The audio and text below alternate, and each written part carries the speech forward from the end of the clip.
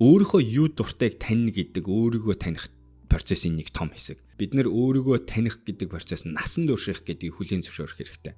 Бас нэг ядаргаатай үнэн юу вэ гэхээр арай ч үгүйж өөрийнхөө энэ нэг таньсан чинь бид нэр дахиад өөрөө хувьсан өөрчлөгдөж байдаг. Тэнгүү дахиад таних хэрэгтэй байдаг. Дахиад мэдэх хэрэгтэй байдаг. Тэгэхээр тайван бай, төвчээртэй бай. Гэхдээ яаж үнэн рүү ойртож болох вэ? Туршилт. Янз бүрийн ямиг зоригтойгоор төлөвлөгөөтэйгээр цаг хугацаатаагаар хийж оролдож үзэх хэрэгтэй. Тэгжвэж хідүүлээ юунд дуртайгаа ойртож эхэлнэ, юунд дургуугаа бас танингуудаа тэднийг амьдралаасаа холдуулж эхэлнэ.